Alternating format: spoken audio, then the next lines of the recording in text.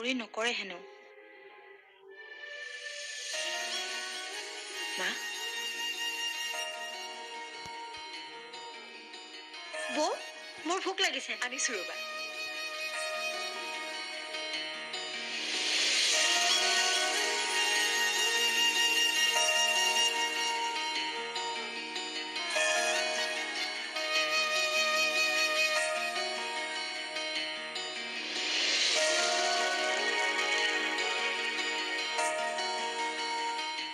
ৰিমলি লোৱা। বৌ বঢ়িয়া হৈছে। Thank U. আৰাধ্যা মোক নিমখ অকণমান দিয়াচোন। আনিছো ৰব। লগ মা কি হ'ল নাখালাই দেখোন। দেৰি হৈছে ব্ৰেকফাষ্টটো অলপ সোনকালে দিয়া কৰিবাচোন।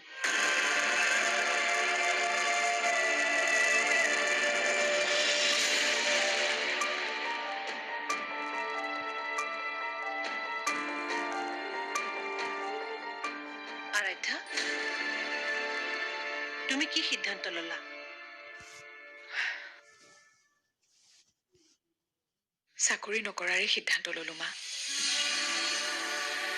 ঘৰখনক আৰু এওঁক মোৰ প্ৰয়োজন আছে। সেইটোৱে দিয়াচোন। চাকৰিটো গুৱাহাটীত হোৱা হলে কথাটো বেলেগ আছিল।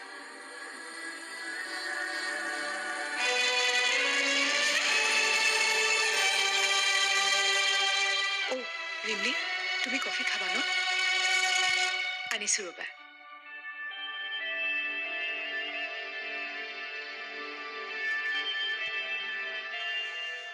মা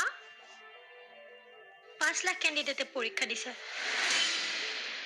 তাৰ মাজত চিলেক্ট হৈছে 7টা। তাৰ মাজত আমাৰ বৌ এজনী। ৰিমলি তই এইবোৰত সোমাব নালাগে। তাৰমানে মোৰ পঢ়া শুনা বাদ দিয়াই ভাল। যদি মই তোমাৰ নিচিনা শাহু এজনী পাওঁ, ঘৰতে সোমাই থাকিব লাগিব ন।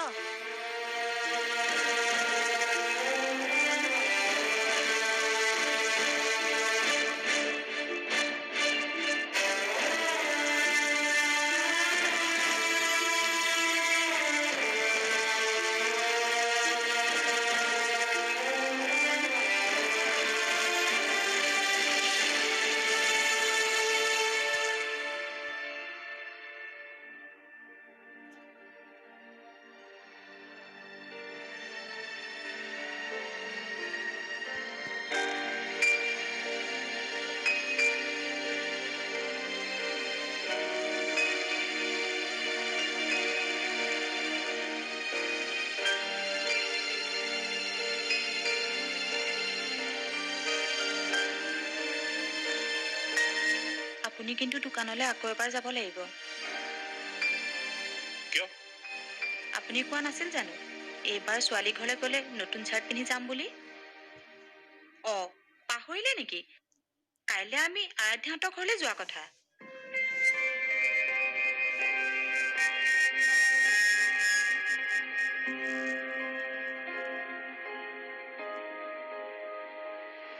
মই নাযাওঁ আৰু তুমিও যাব নোৱাৰা। অৱশ্যে মই তোমাক ধৰি বান্ধি ৰাখিবলৈ নাযাওঁ। মোৰ কথা অমান্য কৰি তুমি যাবও পাৰা। সকলোৱেইতো অমান্য কৰি আহিছে।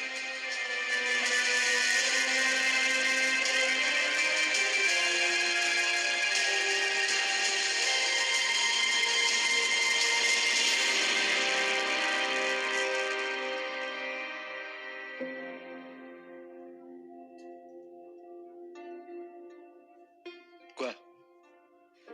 ব্যস্ত আছা নেকি? কথা এটা সুধিবলগীয়া আছিল। অফিচত আছো যিহেতুতো ব্যস্তই থাকিম। মানে মোৰ বান্ধৱী যে প্ৰিয়া, তাইৰ আজি বাৰ্থডে। কোন? প্ৰিয়া এই যে আমাৰ ঘৰলৈ আহি থাকে মাজে মাজে, তুমি লগ পাইছাতো? আচ্ছা প্ৰিয়া। তাইৰ বাৰ্থডে পাৰ্টিলৈ আমাক দুয়োকে মাতিছে। গধূলি যাবানে? এইবিলাক বাৰ্থডে পাৰ্টি খাই ফুৰাৰ মোৰ সময় নাই দেই তুমি যোৱা দিয়া হ'ব দিয়া শুনাচোন হেৰি মোক অলপ পইচা লাগিছিল 1000 মান হ'লেও হ'ব 1000 টকাও নাথাকেনে তোমাৰ লগত আৰে সিদিনাচোন পইচা দিছিলোঁ নিশ্চয় বজাৰ কৰি উৰুৱালা ৰ'বা পঠিয়াই আছোঁ তুমি চাগে পাহৰিলা সেই পইচা কেইটাৰে মই তোমাৰ বাবে কাপোৰ আনিছিলোঁ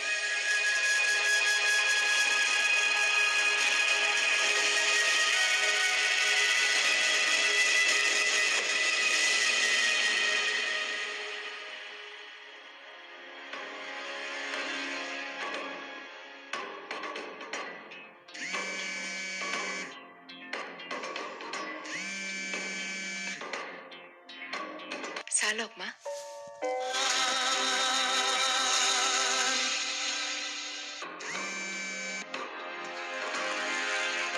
আহিলা পালো তুমি ইয়ালৈ আহিব নালাগে তুমি তাতে থাকা মই গৈ আছোঁ ইমান ভয় নে ভয় নহ'ব নাই ঘৰতে যদি পত্নী থাকিলে সকলোৰে ভয় দিয়া গৈ আছোঁ দিয়া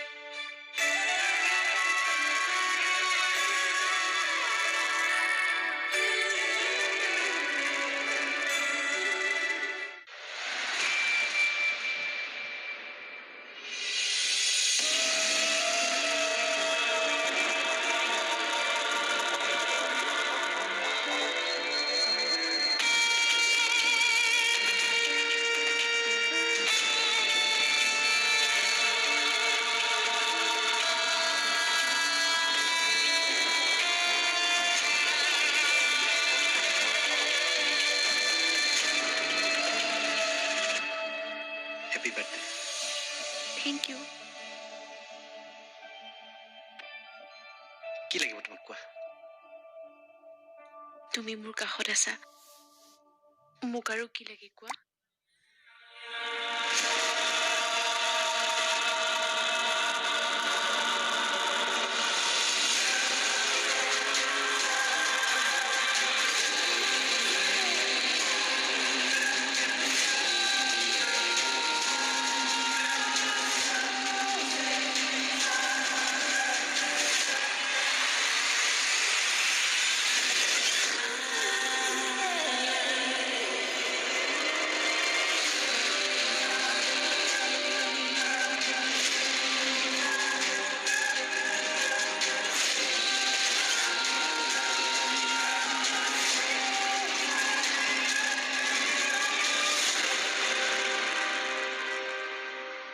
ঠিক আছে হ'ব দিয়ক নিশ্চয়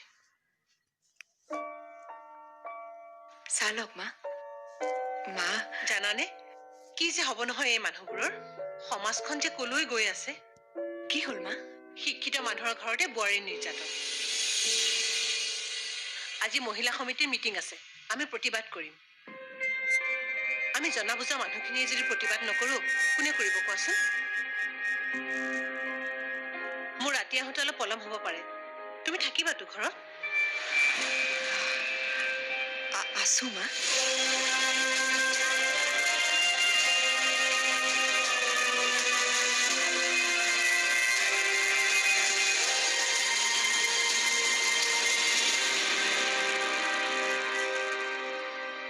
আৰাধ্যা, কোৱা মা।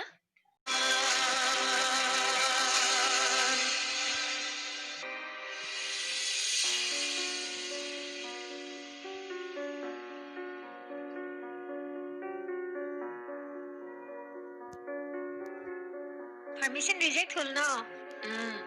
মা কৰবালৈ যাব।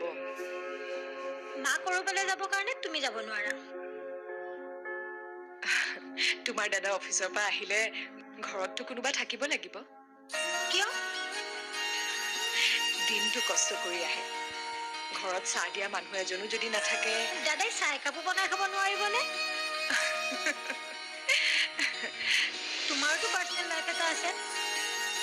তোমাৰতো মন যায় ফুৰিব যাব, লগৰবোৰৰ লগত সময় পাৰ কৰিব। বিয়াৰ পিছত কি এইবোৰ চব শেষ হৈ যায় নেকি? কি জানা ৰিম্পী, পাৰ্টিলৈ যাব পাৰিলে মোৰো ভাল লাগিলহেঁতেন, কিন্তু যাবলৈ নাপায়ো মোৰ বেয়া লগা নাই, কাৰণ মোৰ এনেকৈয়ে ভাল লাগে। এনেকৈ তোমাৰ দাদালৈ ৰৈ থাকিম, তোমাৰ দাদা আহিব,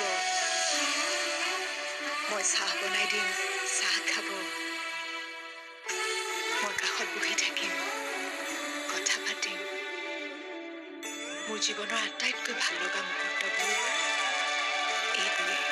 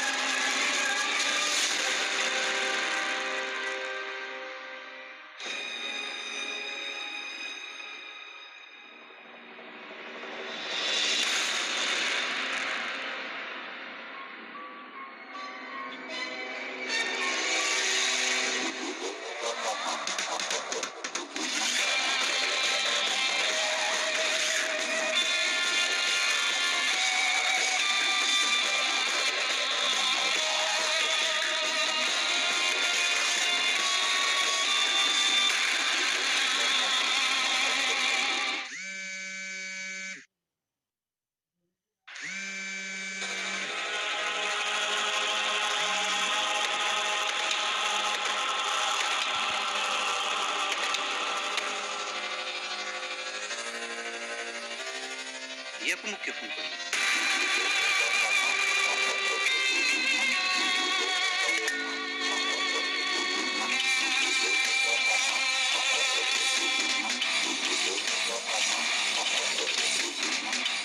এয়া আকৌ কেনেকুৱা ধৰণৰ? এইমাত্ৰ দেখোন মোৰ সন্মুখেৰে পাৰ হৈ গ'ল। বাৰু গাড়ীত কি ছোৱালীজনী? আৰাধ্যা, কোৱা মা। কাইলৈ আমি তহঁতৰ ঘৰলৈ যোৱা কথা আছিল যে? আহিবা দেই মা। আমাৰ যোৱা নহ'ব দে। কিয়? দেউতাৰে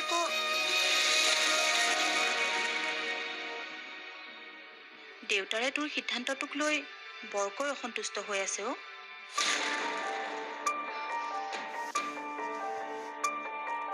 ইমানকৈ বুজাবলৈ চেষ্টা কৰিলো মানুহজনক, নুবুজে। তোৰ ওপৰত খং জাৰিবলৈ নাপায়, মোৰ ওপৰতে দিনৰ দিনটো খং কৰি আছে। মা, তুমি দেখোন জানাই দেউতাই মোক বেছি দেৰিলৈকে খং কৰি থাকিব নোৱাৰে। মোৰ জীৱনৰ প্ৰতিটো সিদ্ধান্তকে দেউতাই ছাপোৰ্ট কৰি আহিছে। চাবা, এইবাৰো ছাপোৰ্ট কৰিব। তুমি চিন্তা নকৰিবা, মই দেউতাৰ লগত কথা পাতিম। হ'ব, থৈছো দিয়া।